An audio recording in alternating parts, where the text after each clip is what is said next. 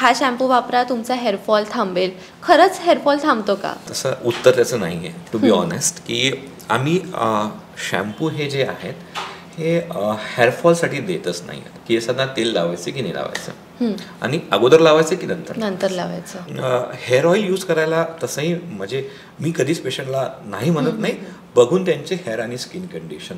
पण ज्या लोकांमध्ये टकलेपणा आला आहे, ज्यांचा जिनेटिक हेअर लॉस आहे, अशा पेशंटमध्ये त्याचा फारसा यूज होत नाही. सो बेसिकली जर एखाद्या व्यक्तीचे केस पातळ असतील जन्मतःच, तर मग ते दाट नाही काही करू शकत नाही. सिल्की असतात, त्यांना थिक करता येत नाही. बरेच लोक म्हणतात मी दररोज स्ट्रीम करतो त्याने माझे केस फार जाड होतील किंवा काय होतील.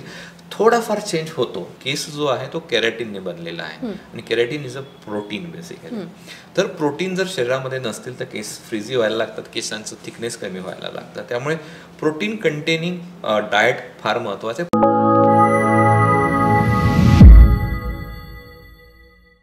उड़े जब जब जुल्फे तेरी, हो उड़े जब जब जुल्फे तेरी, कवारियों का दिल मचले, कवारियों का दिल मचले जिंद मेरी ये.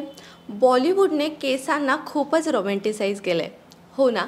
पण आपण केसांना कितीही रोमॅन्टिसाइज केलं तरीही आपण रोजच्या रोज ज्या हेअर प्रॉब्लेमसोबत डील करत असतो ना, ते आपल्यासाठी खूपच त्रासदायक ठरतं. कारण की हेअरफॉल, डॅन्ड्रफ, केस पातळ होणे, केस तुटणे हे सगळे प्रॉब्लेम्स खूपच कॉमन झालेत. आणि याबद्दलचे अनेक प्रश्न आपल्या मनात नेहमी असतात, आणि त्याच प्रश्नांची उत्तरं आज आपण थेट एक्सपर्टकडून जाणून घेणार आहोत. सो आपल्यासोबत आज आहेत गजानन जाधव सर. हे कॉस्मेटॉलॉजिस्ट आहेत, डर्मॅटॉलॉजिस्ट आहेत, हेअर ट्रान्सप्लांट सर्जन आहेत, आणि एस्थेटिशियनसुद्धा आहेत, आणि ला डेन्सिटा या क्लिनिकचे ते फाउंडरसुद्धा आहेत. सो तुमच्या मनात जेही हेअर केअरबद्दलचे प्रश्न आहे त्या सगळ्या प्रश्नांची उत्तरं सर आपल्याला देणार आहेत. So sir, welcome to Lokmat Sakhi. धन्यवाद. ओके, सो आपण सुरुवात करूया. सर्वात पहिला प्रश्न म्हणजे हेअर केअर रुटीन एक्झॅक्टली कसं करायचं, कारण की आपल्या हेअर टाईपनुसार कोणता शॅम्पू सिलेक्ट करायचा, कोणतं कंडिशनर लावायचं, असे बरेच बेसिक प्रश्न सगळ्यांच्याच मनात असतात, आणि प्रत्येकाची हेअर टाईप वेगळी असते, प्रत्येकाचा हेअर कन्सर्नसुद्धा वेगळा असतो. सो कसं हे सगळे प्रोडक्ट सिलेक्ट करायचे आणि हेअर केअर रुटीन स्वतःसाठी कसं सेट करायचं? बरोबर. तर सुरुवातीला असं सांगूया आपण की केस जे आहे किंवा आपली स्किन जी आहे ती आपलं रिफ्लेक्शन आहे इंटरनल बॉडीचं, आणि आपण प्रत्येक गोष्ट मेजर करू शकत नाही. आपल्याला समजत नाही की आज आपली किडनी कशी आहे, आपलं हार्ट काय करत आहे, आपलं ब्रेन काय, कसं लंग कसं फंक्शन करत आहे. तर मोस्टली जे आपलं इंटरनल बॅलन्स आहे ते आपली स्किन आणि हेअर रिफ्लेक्ट करत असतं युजली. तर स्किन आणि हेअरसाठी सगळ्यात महत्त्वाचं आहे आपल्याला एक रुटीन सेट करायला पाहिजेत, जे फक्त एक्सटर्नल ॲप्लिकेशनशी न रिलेट राहता ते पूर्ण बॉडीशी रिलेट असावं. ओके. लाईक आपण आता सकाळी उठतो, सकाळी उठल्यानंतर आपल्याला माहीत आहे की आपल्याला केस धुवायचे आहेत. तर मग केस का धुवायचे, सगळ्यात महत्त्वाचं ते आहे. केस याच्यासाठी धुवायचे की जे आपण दिवसभर काम करतो त्यानंतरचे जी डर्ट म्हणतो आपण, किंवा जी घाण जमा होते किंवा स्वेट तयार होतो, सेबम तयार होतो, आणि हे सगळे जे काही जमा होतं ते क्लीन व्हायला हवं. जसं आपण दररोज चेहरा 2 वेळेस धुतो बऱ्याच वेळेस, तर मग केसांचा जो स्कॅल्प असतो तो त्याच्यासाठी आपण काय करतो, तर ते करण्यासाठी महत्त्वाचं आहे की डेली हेअर वॉश करायलाच हवा. मेलसाठी तरी डेफिनेटली. फिमेल्सला बरेच चॅलेंजेस असतात, त्याच्यावर परत आपण कंटिन्यू करूया. तर ॲटलिस्ट फिमेल्सनी आठवड्यातनं 3 वेळेस, आणि मेल्सने बेसिकली डेली धुवायला हरकत नाही. तर सुरुवात ही आंघोळीने व्हायला हरकत नाही. आंघोळ करताना मग शॅम्पू वापरायचा कोणता, हा सगळ्यात मोठा प्रश्न आहे. घरामध्ये युजली सगळ्यांच्या घरामध्ये एक शॅम्पू संपत नाही तर दुसरा येतो. तो युजली फिमेल्सला टेंडन्सी असते की मल्टिपल ट्राय करण्याची किंवा एक्सप्लोर करण्याची एक मानसिकता असते की हा शॅम्पूने उद्या दुसरा मार्केटमध्ये बघितला, ॲड बघितली, परत तो घेऊन आला. तर हे करणं योग्य नाही. याचं रिझन हे आहे की जो शॅम्पू तुम्हाला सूट होतो, म्हणजे सूट म्हणजे काय, की ज्या शॅम्पूने तुम्हाला खूप ड्रायनेस वाटत नाही. काही लोकांना शॅम्पू केल्याने ड्राय वाटतं. तर ड्रायनेसचं जे रिझन असतं बेसिकली ते एक सल्फेट कंटेनिंग शॅम्पू जे असतात ते जास्त ड्राय करतात. शॅम्पूचा बेसिकच यूज काय आहे, तर हे सरफेस क्लिनिंग एजंट आहे. जसं आपण की झाग जो येतो ना, तुम्ही माउथपेस्ट जे आपण ब्रश करण्यासाठी वापरतो, टूथपेस्ट जी असते त्याच्यामध्ये पण सोडियम लॉरेल सल्फेट असतं, की जे आपल्या शॅम्पूमध्ये पण असण्याची शक्यता दाट असते. तर मग तो क्लिन्झिंग एजंट आहे, बेसिकली तो ड्रायनेस क्रिएट करतो. त्याच्याशिवाय तो आपण झाला जाग म्हणतो ना, शॅम्पू लावल्यानंतर बरेच लोक म्हणतात अरे ते आला नाही, लेदरचा इफेक्ट नाही आला, ते शॅम्पू केल्यासारखंच वाटलं नाही. त्यांना काय होतं की त्याच्यामध्ये ते प्रमाण कमी असतं. पण जे शॅम्पू माइल्ड स्वरूपाचे असतात त्याच्यामध्ये सल्फेटचं प्रमाण एक तर नसतं, पॅराबिनचं कंटेंट नसतं आणि PEG म्हणतो आपण, पॉलिइथिलीन ग्लायकॉल, याचं प्रमाण कमी असतं. हे जे तिन्ही एजंट आहेत हे बेसिकली ड्रायनेस कॉज करतात आणि यांचा इफेक्ट जो असतो क्लिन्झिंग इफेक्ट जास्त असतो. त्यामुळे ज्या लोकांना डॅन्ड्रफचा खूप जास्त त्रास आहे किंवा ज्यांची स्किन खूप ऑइली आहे त्या शॅम्पूमध्ये युजली हे कंटेंट असणं आवश्यक असतं, जेणेकरून तो ड्रायनेसचा इफेक्ट त्यांना मेंटेन होईल. पण ड्रायनेस झाल्यामुळे बऱ्याच लोकांना ज्यांची स्किन ड्राय आहे त्यांना जर हे शॅम्पू वापरले तर त्यांना याचा प्रॉब्लेम जास्त होतो. त्यांचे केस फॉल म्हणजे हेअर फॉल व्हायला लागतो, केस ड्राय होऊन तुटायला लागतात. त्यामुळे शॅम्पू सिलेक्ट करताना तुमची स्किनचा टाईप काय आहे त्यानुसार आपण शॅम्पू सिलेक्ट सुरुवातीला केला पाहिजे. दररोज शॅम्पू करणं योग्य आहे किंवा नाही याच्यावर बऱ्याच वेळेस डिस्कशन तुम्ही बघितलं असेल की आठवड्यातनं किती वेळ शॅम्पू करायला पाहिजेत. आता आपण याला काय करतो, कॅटेगराईज करतो. सपोज एक मनुष्य आहे तो दररोज बाहेर जातो, लेबरचं काम करतो आहे, धूळ मातीमध्ये आहे, सिव्हिल इंजिनियर असतो दररोज सिमेंटमध्ये आहे किंवा अशा डस्टच्या ठिकाणी आहे. एक मनुष्य आहे तो डेली एक्सरसाइज करतो आहे, त्यांना खूप स्वेटिंग होत आहे, तर मग ते क्लिनिंग कसं करणार. तर अशा लोकांमध्ये जेंटल शॅम्पू जे आहेत जे लेस डॅमेजिंग टू युअर हेअर आहे, आपण ज्याला म्हणतो की माइल्ड प्रकारचे शॅम्पूज आहेत, ते शॅम्पू आपण त्यांना ॲडवाईस करतो की तुम्ही ते डेली बेसिसवर यूज करू शकता. पण ज्या लोकांना घरामध्येच काम आहे, परत खूप जास्त स्वेटिंगचा प्रश्नच नाही आहे, अशा लोकांनी आठवड्यातनं 2 ते 3 वेळेस शॅम्पू केले तरी सफिशियंट होत आहे. तर हे झालं शॅम्पूच्या बाबतीत. नंतर येऊया कंडिशनरकडे. कंडिशनर यूज करायला हवं की नाही हवं. ज्या लोकांचे हेअर ड्राय आहेत, ज्यांची खूप फ्रिझीनेस आहे, तर अशा लोकांना शॅम्पू केल्यानंतर कंडिशनर करायला हरकत नाही, करू शकतो. त्याच्यामध्ये कुठल्याही प्रकारचं असं वाईट काही नसतं, कारण की कंडिशनरचा जे असतं ते मॉइश्चरायझर मेंटेन करण्यासाठी कंडिशनिंग करतो आपण. जे ड्रायनेस क्रिएट होतं शॅम्पू नंतर ते होऊ नये त्यासाठी बेसिकली मॉइश्चरायझर किंवा आपण असं म्हणूया कंडिशनरचा यूज होतो. त्याच्यामध्ये हायलोरॉनिक ॲसिड असू देत किंवा बाकीचे काही जेल्स येतात ते पण आपण यूज करायला हरकत नाही. त्याच्यानंतर आपली रुटीन प्रॅक्टिस जी मुलांमध्ये असतं ती प्रॅक्टिस ही आहे की केसांना तेल लावायचं की नाही लावायचं आणि अगोदर लावायचं की नंतर लावायचं. हा डेली रुटीनचा पार्ट आहे आपला. ॲज अ महाराष्ट्रीयन किंवा एक इंडियन फॅमिलीमध्ये युजली आपले आजी आजोबा ते कंपल्सरी करतात. आजकालच्या नवीन यंग जनरेशन मम्मीज तर युजली अवॉइड करतात, बट आपले आजी आजोबा डेफिनेटली आजही म्हणतात की बाबा तेल लावा. राईट. तर तेल लावण्याच्या मागचा उद्देश एक असा आहे की आपण हिवाळ्यामध्ये खूप स्किन ड्राय होते, स्कॅल्पची पण स्किन ड्राय होते, कारण की वातावरणामध्येच तो थंडावा असतो, त्यामुळे मॉइश्चरायझर जे ह्युमिडिटी म्हणतो त्याचं प्रमाण कमी असतं, त्यामुळे आपले केसही ड्राय होतात, स्किनही ड्राय होते. तर ड्राय हेअर जर असतील तर ते जास्त लवकर फ्रिझी आणि तुटतात. बरोबर. ते तुटू नये म्हणून बेसिकली आपण मॉइश्चरायझर किंवा हेअर ऑइल्स यूज करतो. तर हेअर ऑइल यूज करायला ज्यांची स्किन ड्राय त्यांनी हरकत नाही, डेली बेसिसवर केलं तरी चालेल, काही हरकत नाही. पण ज्यांना ऑलरेडी एवढा ऑइल आहे की त्यांना आंघोळ जर नाही केली एक दिवस किंवा शॅम्पू नाही लावला तर संध्याकाळी पूर्ण केसांमधून तेल येतं असं वाटतं, तर अशा लोकांना बिलकुल गरजच नाही आहे. त्यांची जी बॉडीमध्ये जे आहे ते ऑटोमॅटिक ऑइल सिक्रेशन होत आहे. ॲक्च्युली टू बी फॅक्ट सांगू का, केसांना ल्युब्रिकेशन करणारी सिस्टम आपल्या बॉडीमध्ये ऑलरेडी आहे. ओके. त्याला आपण पाहिलं शिबायसिस युनिट म्हणतो की केसांचे मूळ जिथनं येतं तिथनं मॉइश्चरायझरसाठी एक ग्लँड्स असतात, त्यातनं ते सिक्रेट होतं आणि ते आपल्या केसांना लुब्रिकेट करायचं काम करतं. त्यामुळे जो नॅचरल लुब्रिकेशन आहे ते जास्त वेळ शॅम्पू केल्यानंतर तो नॅचरल लुब्रिकेशन जे असतं ते कमी होत जातं, स्किन ड्राय होत आहे. म्हणून नेहमी शॅम्पू करणं सुद्धा अवॉइड करायला पाहिजे. त्याचं रिझन आहे की डॉक्टर म्हणतात की दररोज शॅम्पू नाही करायला पाहिजे. पण ज्या लोकांना खूप जास्त प्रॉब्लेम आहे, ऑइली स्किन जसं तुम्ही म्हटलात, तर तशा लोकांमध्ये हरकत नाही की ज्यांच्याकडे ऑलरेडी ओव्हर आहे त्याला आपल्याला कंट्रोल करायचं आहे, पण ज्यांच्याकडे खूपच ड्रायनेस आहे त्यांना आपल्याला ॲडिशनल द्यायला लागेल. सो आपल्याला जी ट्रीटमेंट आहे ती प्रत्येकाच्या स्किन टाईपनुसार, हेअरची असो किंवा स्किनची असो, ती आपल्याला डिवाइड करायला लागतं. तर अशा पद्धतीने आपण करू शकतो. आता तुम्ही म्हणालात की ज्यांचे ऑइली हेअर आहेत त्यांनी ऑइल नाही वापरलं तरी चालेल, मग त्याला वेगळा पर्याय कोणता? ऑइल वापरायची गरज त्यांना नाही आहे. ठीक आहे. आता ऑइलसाठी बेसिकली 2 गोष्टी आहेत. काही ऑइल जे आपण म्हणतो की रोजमेरी ऑइल आहे किंवा onion oil, argan oil light weight तर असतं. त्यांचे जे कॅरेक्टरिस्टिक आहेत, प्रॉपर्टीज आहेत त्या वेगळ्या आहेत. त्यांना मॉइश्चरायझरसाठी म्हणून आपण वापरत नाही आहोत. जसं रोजमेरी ऑइल आहे तर बेसिकली यांनी काय होतं, ब्लड सर्क्युलेशन इम्प्रूव्ह होतं. जसं मिनॉक्सिडिल आहे की मिनॉक्सिडिल आपण ॲज अ ट्रीटमेंट म्हणून देतो की जे हेअरफॉल झाला आहे तर मिनॉक्सिडिलचा बेसिक जे ड्रग आहे त्याचा यूज हा आहे की आपल्या स्किनमधलं जे आहे ते ब्लड सर्क्युलेशन वाढायला पाहिजे, जेणेकरून आपल्या केसांच्या मुळांपर्यंत जास्त ब्लड गेल्यानंतर त्यांची ग्रोथ चांगली होईल. म्हणजे मोर एनर्जी मोर ग्रोथ असं ज्याला म्हणतो आपण. तर त्यामुळे त्या कॅटेगरी वेगळ्या आहेत. तसंच आपल्याकडे बरेच सिरम्स असतात जे आम्ही स्कॅल्पसाठी यूज करतो, त्यांचा पण रोल दुसऱ्या पद्धतीने वेगळा असतो. त्यामुळे प्रत्येक हेअर ऑइलची प्रॉपर्टीज वेगळी आहे, त्यानुसार त्याचा यूज होतो.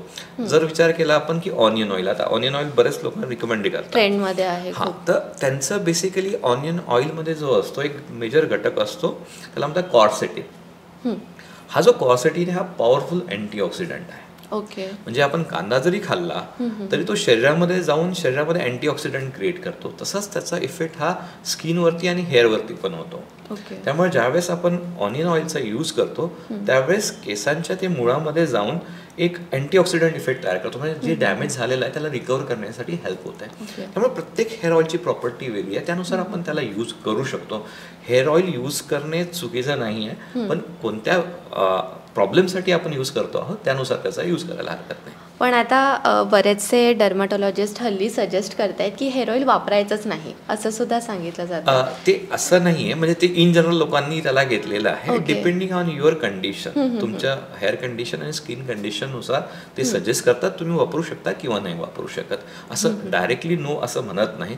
जे बेसिकली आम्ही पण त्याला कॅटेगराईज करतो की डर्मॅटॉलॉजिस्टमध्ये हेअर स्पेशलिस्ट पण आहेत, लाईक ट्रायकोलॉजिस्ट आणि हेअर ट्रान्सप्लांट सर्जन जे आहेत ते युजली जास्त फोकस करतात ह्या गोष्टींवरती. डर्मॅटॉलॉजी इन जनरल सगळ्याच स्किन आणि हेअर बघतात, पण as a hair transplant surgeons आम्ही डायरेक्टली नो म्हणत नाही, किंवा एक बेसिकली ही आपली ट्रॅडिशनल प्रॅक्टिस आहे.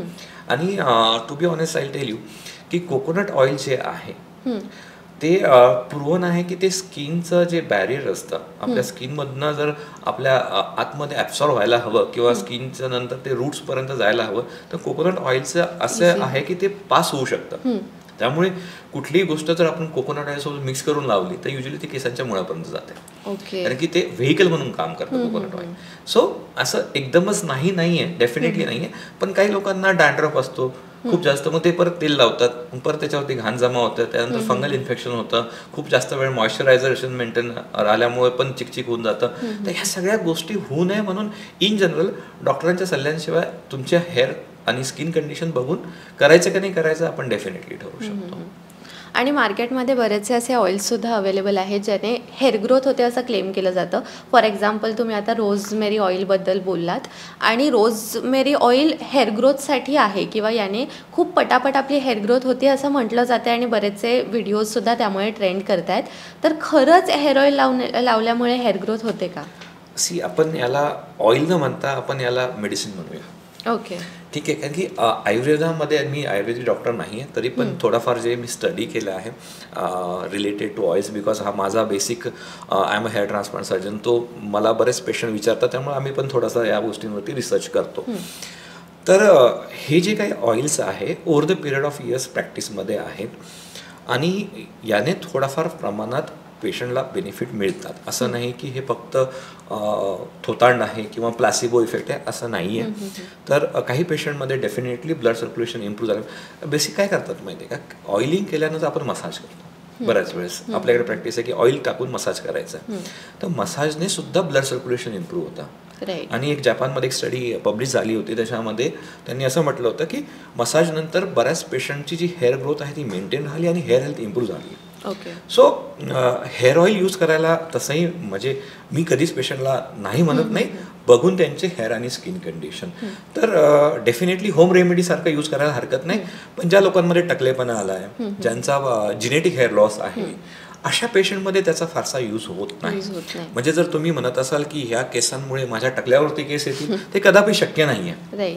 आणि केस ज्यावरती मुळं समाप्त झालेली आहे किंवा जिथं केस जी आहे ती मुळासकट संपलेली आहे, तिथे कसा काय कोणता घटक काम करणार आहे, कारण की रूटच नाही आहे. रूटमधनं केस यायला पाहिजेत ना, तर रूटच नाही तर केस कसा येणार. तर हे जे आहे ते ओव्हर प्रॉमिस करणे किंवा त्याला हाईप करून दाखवणे, यामुळे लोकांची फसवणूक होते.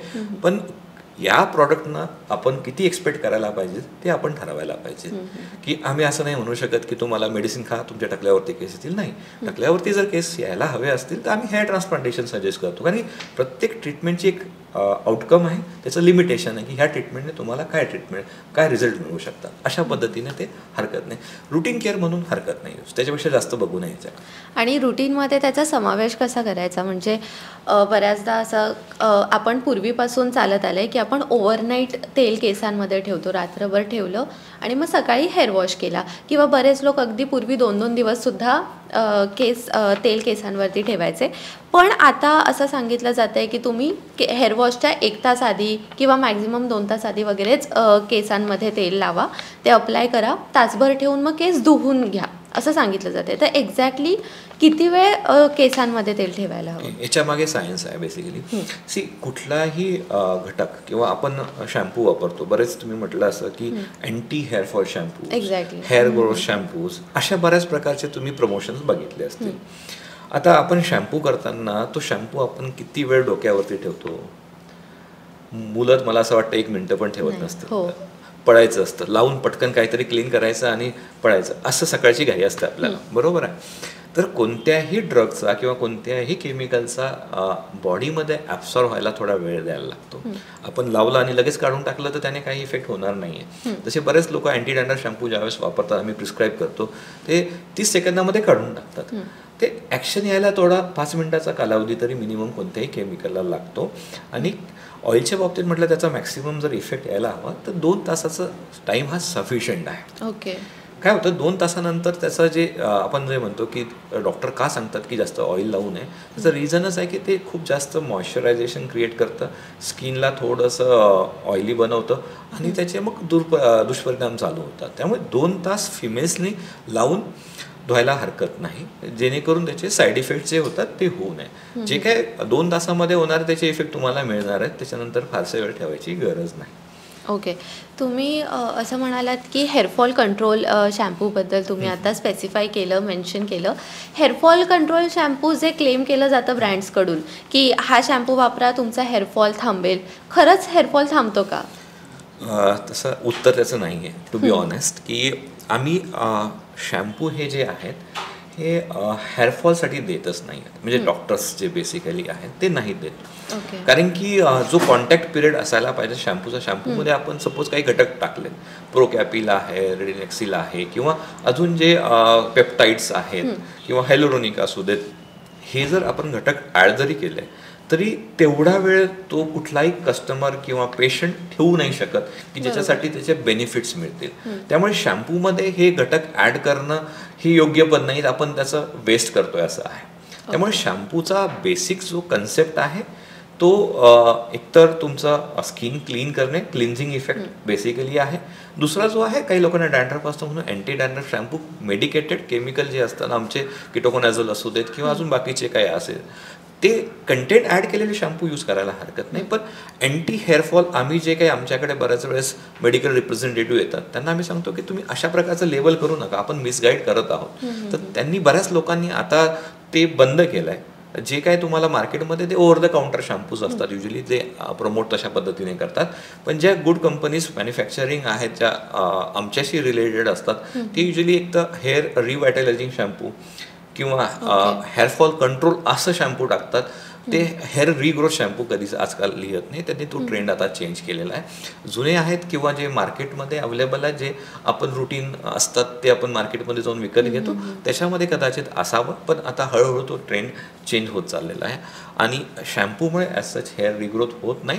डेफिनेटली जे काय फ्रिझीनेस असू देत किंवा थोडंफार ड्रायनेस असू देत ते कंट्रोल होण्यामध्ये मदत होते. कंडिशनरबद्दल पण आपण बोललो.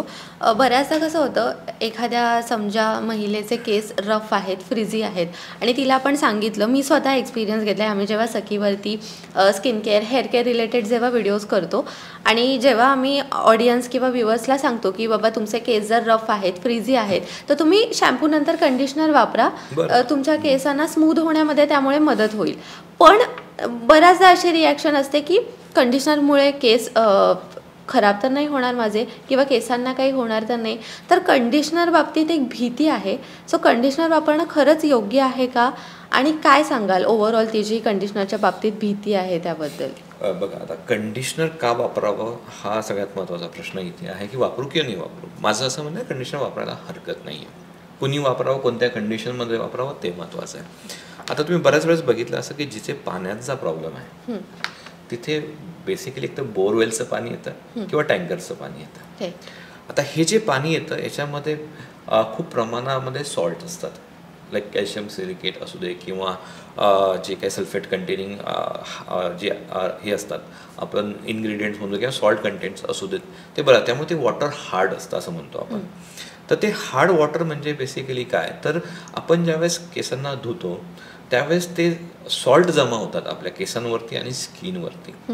त्याच्यानंतर ते सॉल्ट बेसिकली काय करतात, तर मॉइश्चरायझर तुमचं वे ऑफ करतात, म्हणजे काढून घेतात. मॉइश्चरायझर निघाल्यामुळे परत तुमचे स्किन ड्राय, तुमचे केस ड्राय, तुमचे केस फ्रिझी व्हायला लागतात. ते जे आपण म्हणतो की ते निर्जीव दिसायला लागतात.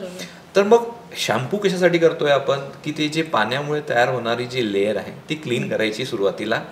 स्कॅल्प हेल्दी होणार, केस हेल्दी होणार, ते क्लीन होणार आणि नंतर परत ते मॉइश्चरायझेशन किंवा ज्याचं आपण वॉटर म्हणतो ते रिटेन करण्यासाठी कंडिशनरचा यूज करून एक लेअर तयार करायची, जेणेकरून तुमचे हेअर जे आहेत ते आपल्याला मॉइश्चर आणि थोडेसे हेल्दी दिसतील.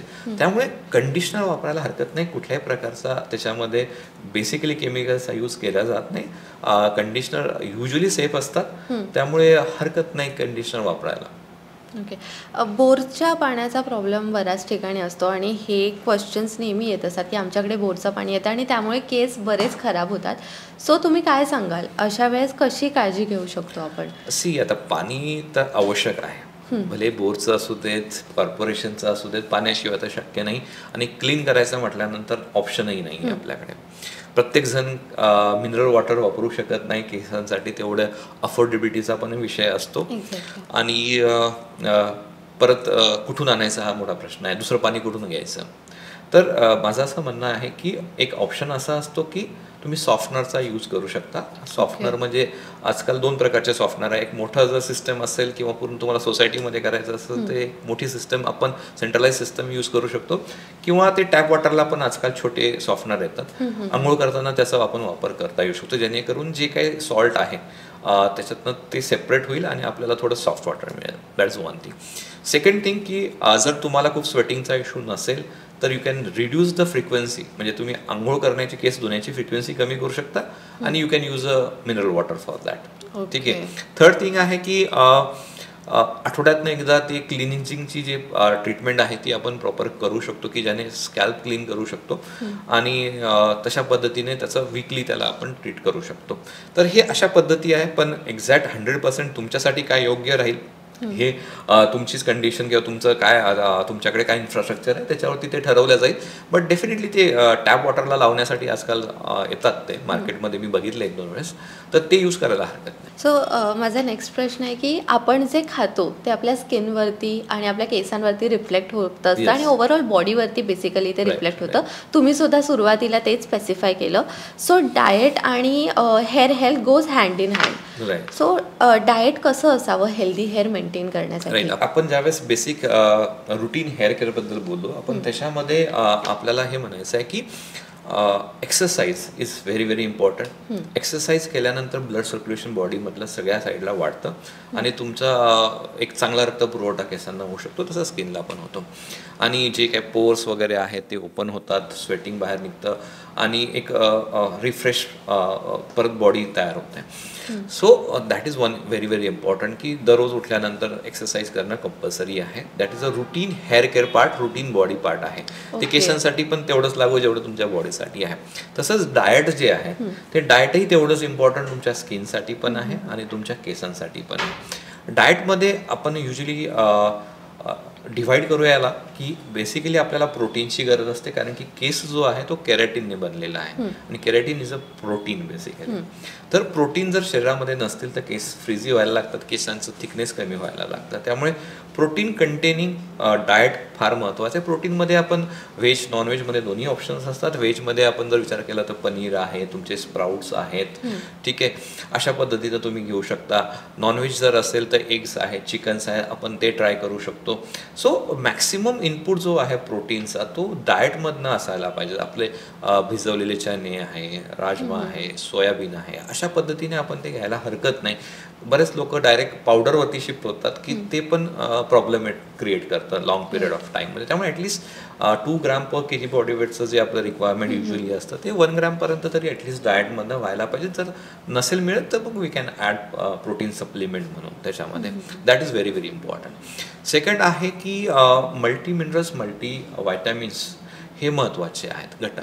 तर हे कुठून मिळणार आपल्याला? तर जे रॉ पालेभाज्या असतात ते खाणं गरजेचं आहे. त्याच्यामधनं आपल्याला मल्टी मिनरल्स मिळतात. म्हणजे कॉपर आहे, सेलेनियम आहे, झिंक आहे, मॅग्नेशियम आहे. हे पण तेवढेच महत्त्वाचे घटक आहे हेअरला स्ट्रॉंग बनवण्यामध्ये आणि हेअरची क्वालिटी इम्प्रूव्ह करण्यामध्ये. सोबत फळ म्हणजे व्हायटॅमिन सी कंटेनिंग फ्रूट असू देत, आपलं ऑरेंजेस आहे, आपलं संत्रा म्हणजे आपण म्हणतो त्याला, मोसंबी आहे, आवळा आहे.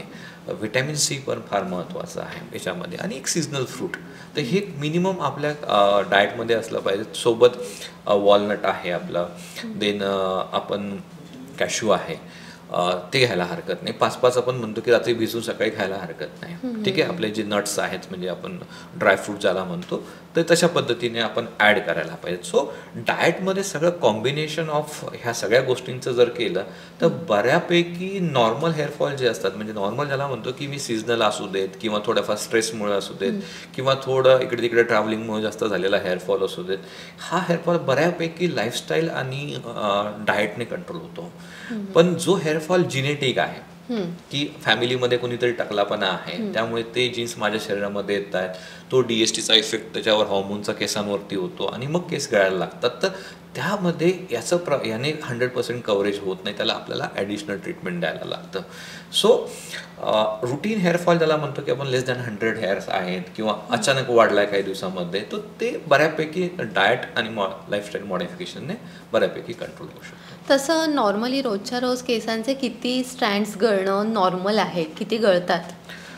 आता सपोज तुम्ही आज हेल्दी कंडिशनमध्ये आहात, तुमचे दिवसातले सपोज आपण मोजत तर नाही पण युजली असं म्हणतो की मी आंघोळ करताना माझे केस हातात येत नाही, पिलोवर नसतात, टाईल्सवरती पडलेले नाही आहेत. पण ज्यावेळेस तुमचा एक्सेसिव्ह हेअरफॉल होतो त्यावेळेस हे तुम्हाला सगळे नोटीस व्हायला लागतं की माझ्या पिलोवरती केस दिसत आहेत, आंघोळ करताना बरेच केस येत आहेत, मी कॉम्ब केल्यानंतर हातामध्ये भरपूर येत आहेत. तर आपण 100% नॉर्मल म्हणतो, पण मे बी ज्याचे केस बिलकुलच गळत नाही किंवा 15-20च गळतात, त्याचे जर 80-90 गळायला लागले तर डेफिनेटली त्याच्यासाठी ते ॲबनॉर्मल आहे, ठीक आहे. पण काही लोकांमध्ये 100 केस दररोज गळतात पण त्यांना कुठेही पातळपणा किंवा टकलेपणा येत नाही, पण त्यांच्यामध्ये ते नॉर्मल आहे. आलं लक्षात?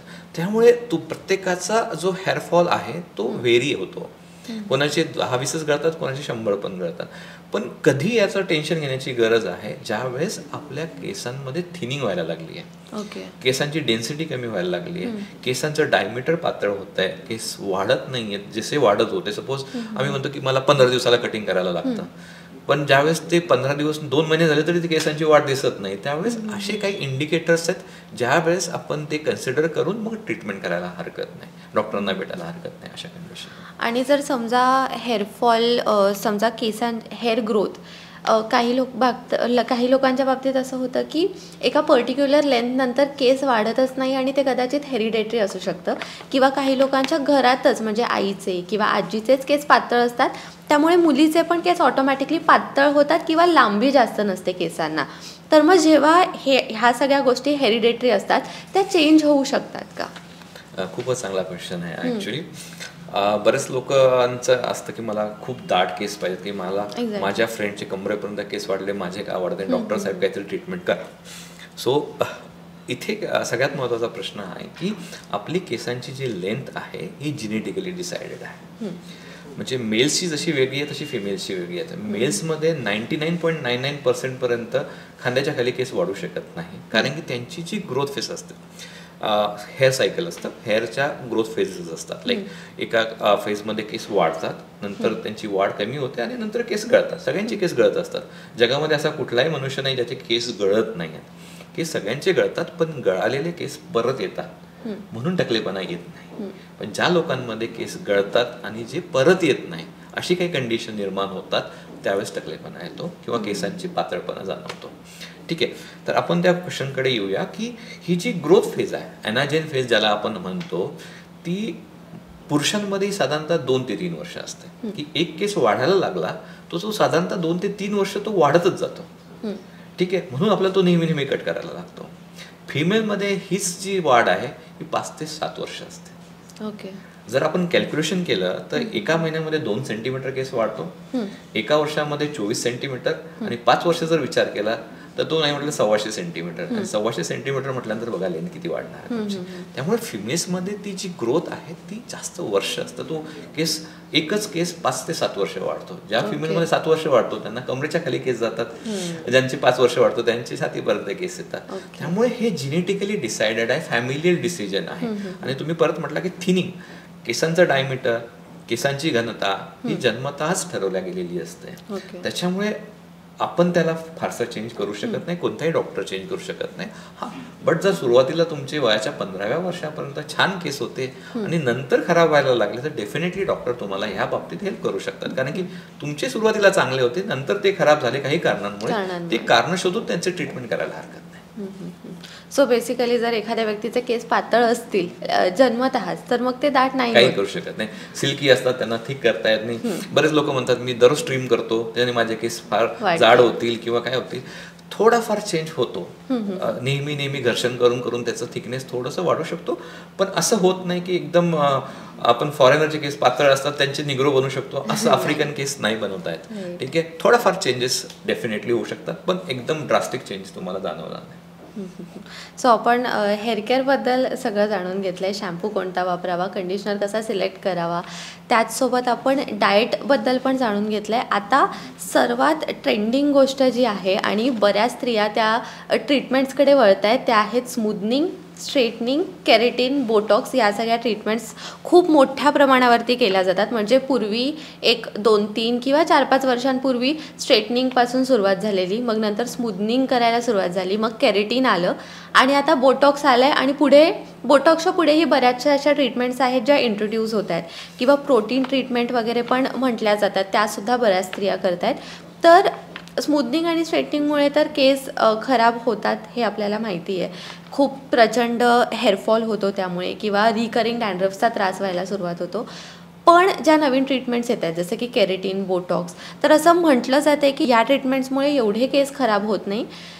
तर ते ॲक्च्युली खरं आहे का की या ट्रीटमेंटसुद्धा केसांना म्हणजे केस खराबच होतात केरेटिन आणि बोटॉक्समुळे सुद्धा? पण आता कसं आहे, ह्या ज्या ट्रीटमेंट आपण स्ट्रेटनिंग आहे किंवा स्मूथ जे बाकीचे ट्रीटमेंट आहे ज्याने केस कर्ल करतो किंवा आपण स्ट्रेट करतो, बेसिकली याच्यामध्ये हिटिंगचा यूज होतो मोस्टली. ठीक आहे, काही नवीन टेक्नॉलॉजी आल्या त्याच्यामध्ये हिटिंगचा वापर, आता डायसन काहीतरी कंपनी आहे, मला ऐकायला मिळालं की त्याच्यामध्ये काहीतरी वेगळी टेक्नॉलॉजी यूज करतात त्या.